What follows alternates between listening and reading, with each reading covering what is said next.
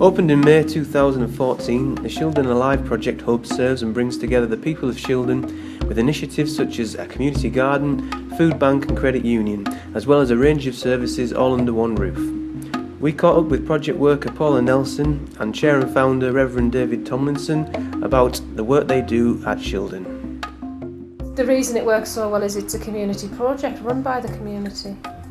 Yeah, it's run by people who live in this community and know what it's about and who want to see a better community. It's a worthwhile cause, you know, it's brilliant.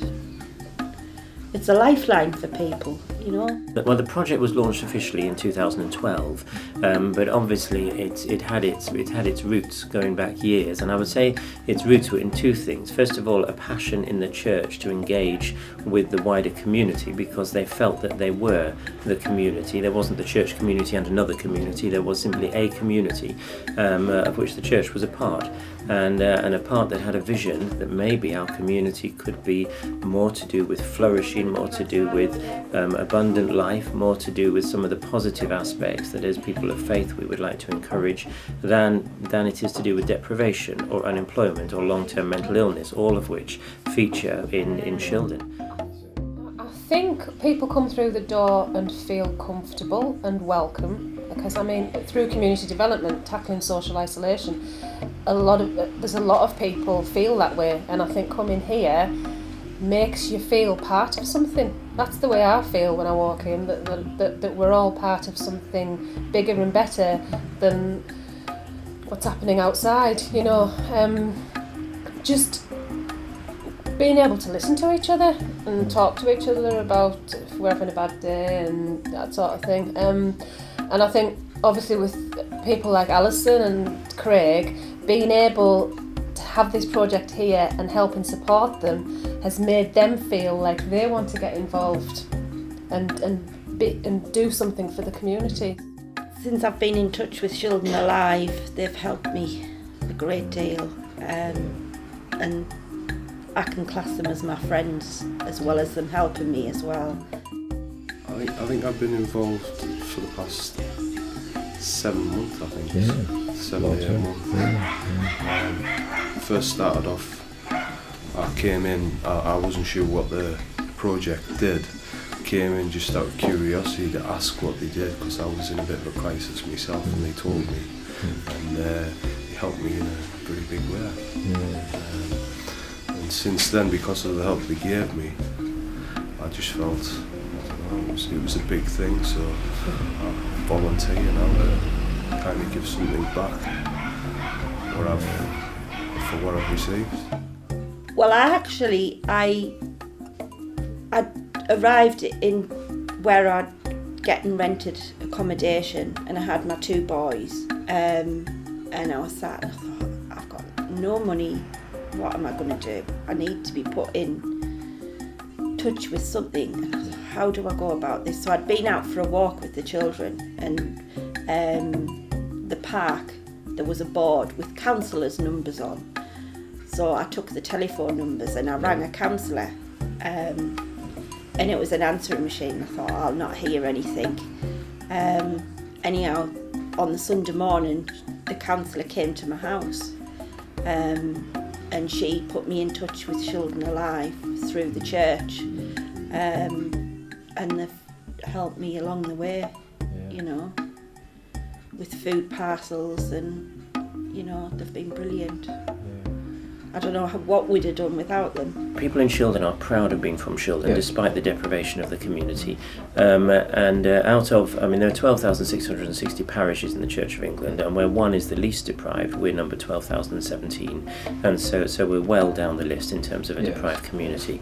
The reasons for that is that the traditional industry that was here all had gone by the mid-1980s, and so people struggled with a hard time, and because there was a hard time and life was difficult, they pulled together and supported each other, and obviously that didn't stop many of the issues that came out of those difficult times, such as absentee landlords, letting houses very cheaply to people that then would create social disorder, and some of the other problems. But people, that identity, if you like, was forged through those difficulties that had previously been forged through a shared working environment.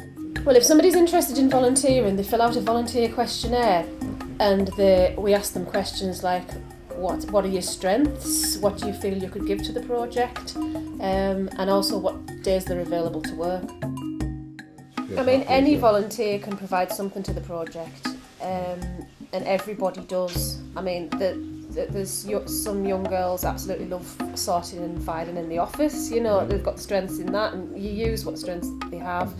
So some volunteers love sorting the tins out upstairs. You know, you could call one of them Queen of the Tins. In fact, I was thinking of making a certificate calling her Queen of the Tins. But yeah, and everybody does just get stuck in. Like if we get a delivery, everybody just helps out, and that's the job done.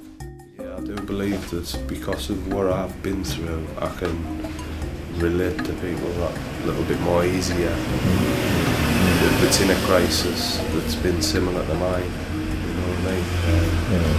Where some people sometimes can't, or they find it difficult to be able to relate to that situation, going through it yourselves.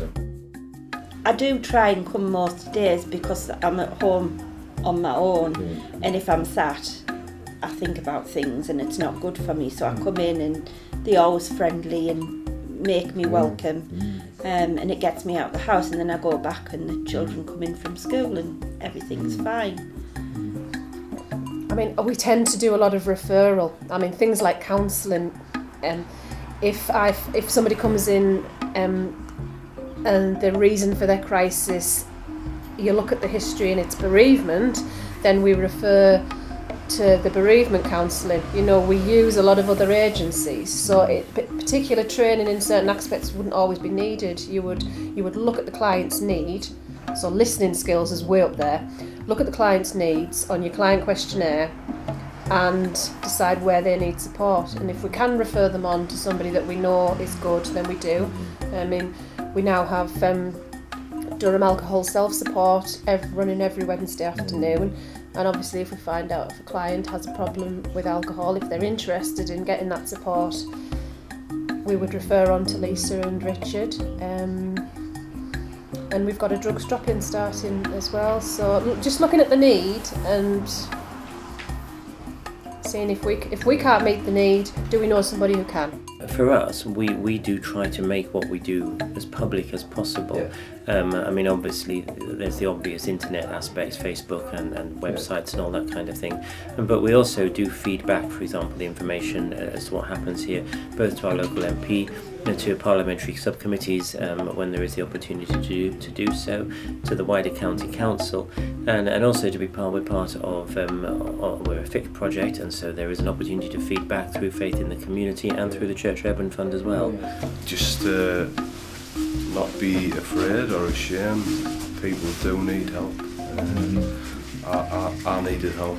I've never worked all my life and I didn't know where to turn to, who to turn to, and it was good to come somewhere where they can point you in the right direction or help you. Thank you very much.